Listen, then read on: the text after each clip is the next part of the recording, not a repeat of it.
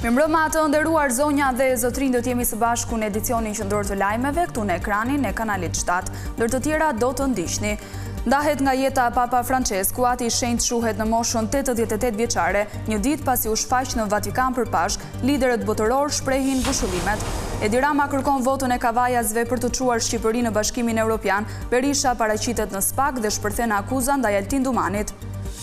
Parlamenti në Kosovë mblidhet sërish për të finalizuar konstituimin. Dështunën Albulena Haxhiu dështoi të fitonte votat për të zgjedhur kryetare.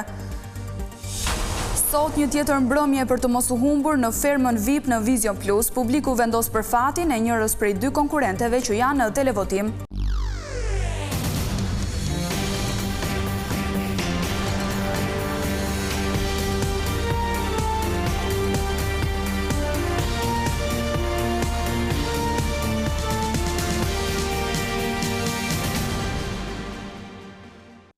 Vjojmë të ndjekim më gjërësisht zhvillimet kryesore të ditës, pasi u shfaq në karrocë në meshën e Pashkës në sheshin Shën Pjetër në Vatikan, Papa Francesku nda nga jeta. Ati i shenjtë u shua në moshën 88 vjeçare në orën 7:35 të mëngjesit të kësaj të hëne. Papa qëndroi për afro një muaj në spital për shkak të gjendjes së rënduar si pasojë e pneumonisë.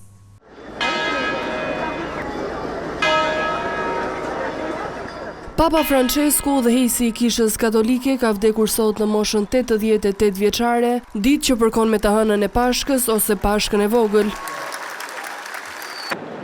Lajmin e bëri të ditur kardinali Kevin Farrell nga Vatikani.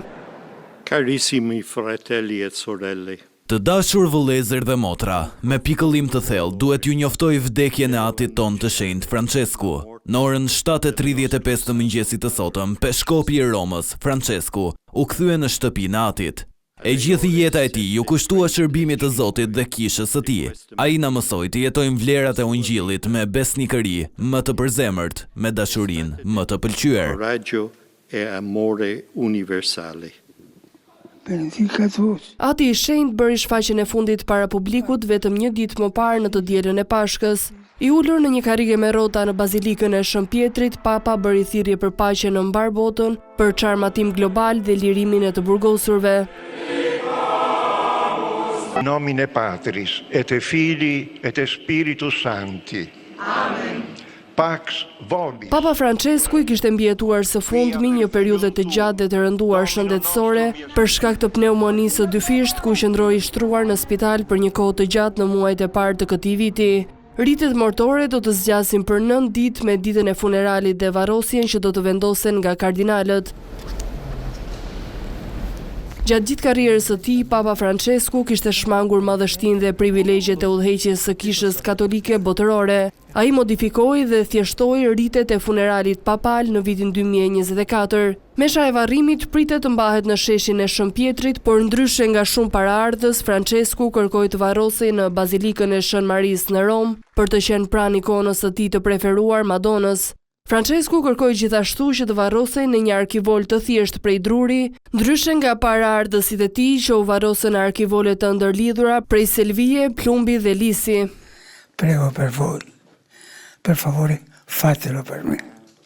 Grazie.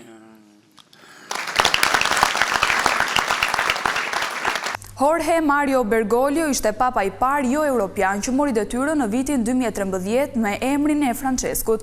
Ai bëri reformë të thellë duke lënë së pari privilegjet për veten dhe zbuti qëndrimet për homoseksualët. Një nga vendet që Papa Francesku vizitoi ishte edhe Shqipëria, ku vlerësoi harmoninë fetare. In relazione ai poveri ho pensato a Francesco de Assisi. Papa Francesku, emri i vërtetit të cilit është Jorge Mario Bergoglio, papa i parë latinoamerikan dhe i pari jezuit në këtë post të lartë, bëri histori duke ndryshuar thellësisht fytyrën e papatit modern, më shumë se çdo paraardhës i tij. Papa Francesku ma gjepsi botën duke shmangur privilegjet dhe madhështinë e detyrës, duke shtuar përpjekjet për ta bërë Kishën Katolike më gjithëpërfshirëse dhe më pak gjykuese. Mes vendeve të botës ku Papa ishte në karrierën e tij ishte vizita historike në Shqipëri. Në udhëtimin e tij të parë dhe të fundit në Tiranë, Papa përshëndeti harmoninë fetare, martirizimin e klerikëve nga diktatura dhe bëri një përshëndetje të veçantë për Nën Terezën.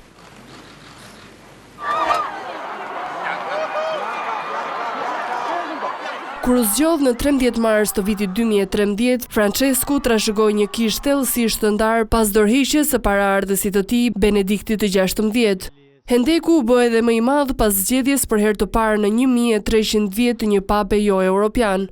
Nga ndryshimet më të mëdha gjatë udhëheqjes së tij ishte ndryshimi i Kushtetutës së Vatikanit, i cili lejon që çdo laik të pagëzohet në katolik. Përfshirja e grave dhe vlerësimi i tyre përmes roleve të larta në administratën e Kishës Katolike ishte një tjetër shënjues i papatit të Franceskut. Papa dërgoi mesazhe të forta gjatë pandemisë Covid-19, luftës në Ukrainë dhe konfliktit Izrael-Gaza, megjithse ndikimi i fjalës së tij ishte pothuajse i papërfillshëm. E ha buona volontà, ma chi sono io per giudicarla? Kush jam unë për të gjykuar? Ishte një tjetër deklaratë e fortë dhe e papritur e Atit të Shenjtë kur u pyet për homoseksualitetin. Duke theksuar mëshirën, Francescu ndryshoi qëndrimin e kishës për dënimin me vdekje, duke i quajtur atë të papranueshëm në çdo rrethan. Ai gjithashtu deklaroi se posedimi i armëve bërthamore, jo vetëm përdorimi i tyre, ishte imoral.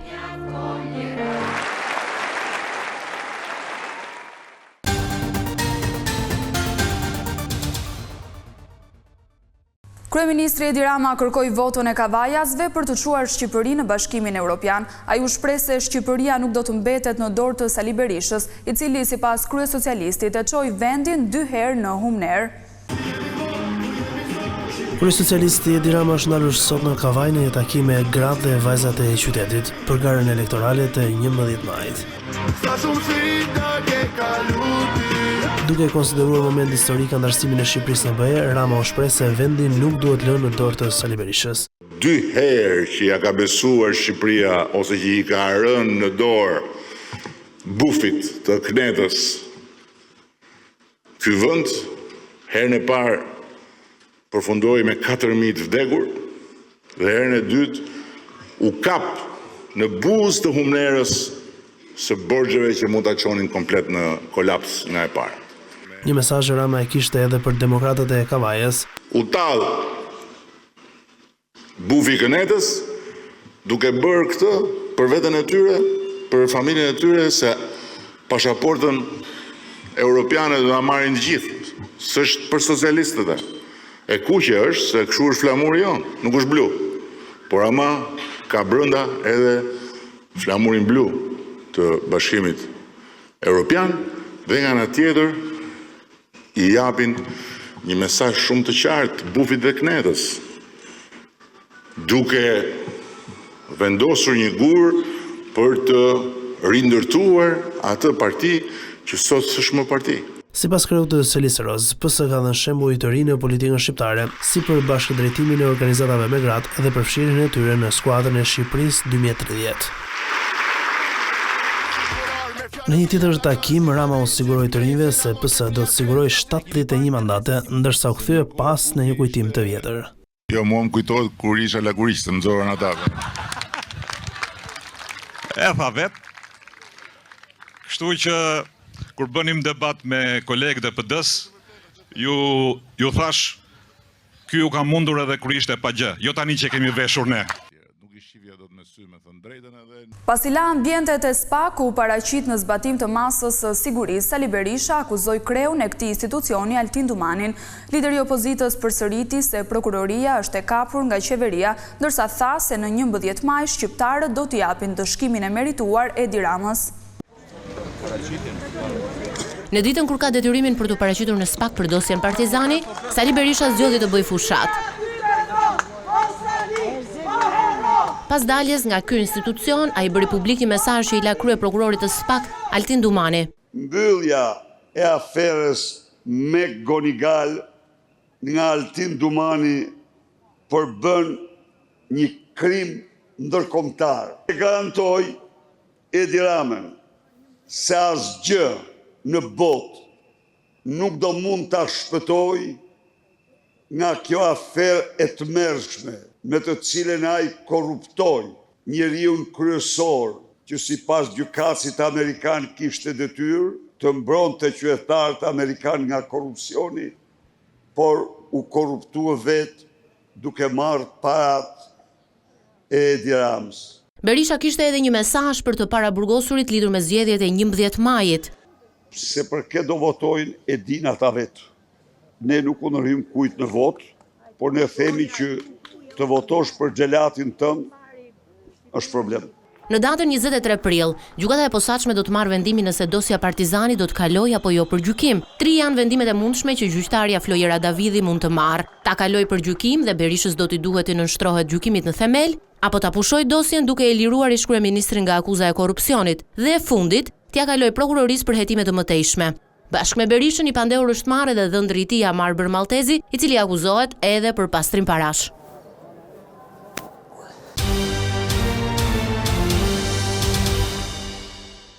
Gjykata antikorrupsion la në burg pa afat oficerin e policisë gjyqësore Edison Tabaku që u arrestua të premten në seanca i mbajti qëndrim mohues ndaj akuzës së korrupsionit për të cilën SPAK po e heton. Ai së bashku me shefin e qarkullimit të Tiranës Roven Zeka dhe shefi i hetimit të aksidenteve Sokol Novaku dyshohen se ka marrë shfet në këmbim të lehtësimit opozitës së një gruaje që kishte shkaktuar një aksident. Ngjarja ka ndodhur në datën 16 prill në Tiranë, ku 2 automjete janë përplasur me njëri tjetrin. Si pasojë aksidentit, 5 personat që udhëtonin në njërin nga makinat janë dërguar në spital për të marrë ndihmë mjekësore. SPAK ka dyshime se për të kryer këtë favorizim, zyrtarët e rrugores kanë marrë 2.000 euro. 2 shpërthime të fuqishme kanë alarmuar mbrëmjen e të dielës Sarandën. Shpërthimet me lëndë piroteknike krijuan panik te banorët dhe vizitorët në zonë. Ngjarja ka ndodhur në zonën e njohur si Plazhi i Ri, ku menjëherë kanë ndërhyrë forcat e policisë. Pas hetimeve paraprake, efektivët kanë identifikuar dhe ndaluar 2 të rinj që dyshohet se kanë hedhur lëndë piroteknike me fuqi të lartë shpërthyese. Ata janë shoqëruar në komisariatin e policisë së Sarandos, ku ndaj tyre po kryhen veprimet procedurale për veprën penale, e rendit dhe qetësisë publike.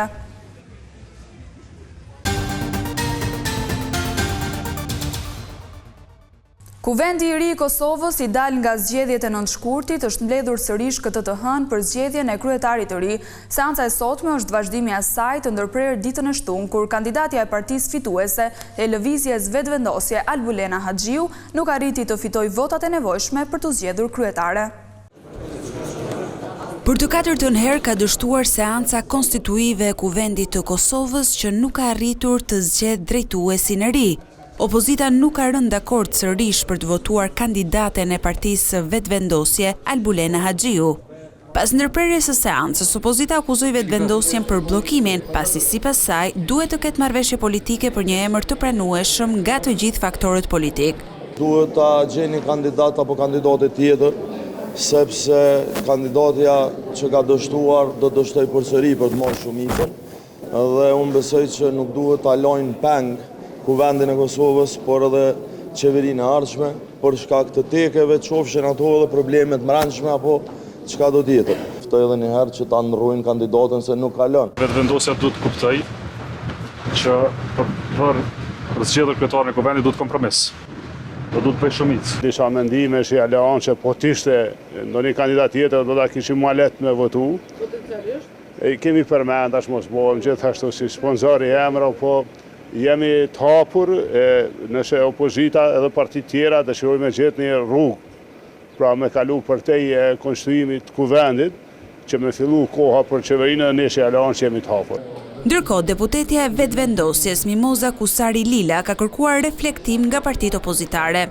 Me këto qasje, të cilat në mënyrën se si po tregohen ose po barikadohen nga partitë tjera parlamentare, me të vërtet duhet të raportohemi me një temë tjetër. Të thrasim të gjitha grupet politike, të konstituojmë Kuvendin dhe të dakordohemi që me 80 vota e shpërndajmë një Kuvendin dhe shtojmë në zgjedhje tjera. Seanca e radhës pritet të mbahet të mërkurën, ndërsa nuk dihet nëse Albin Kurti do të pranojë negociata për emrin e kreut të ri të parlamentit.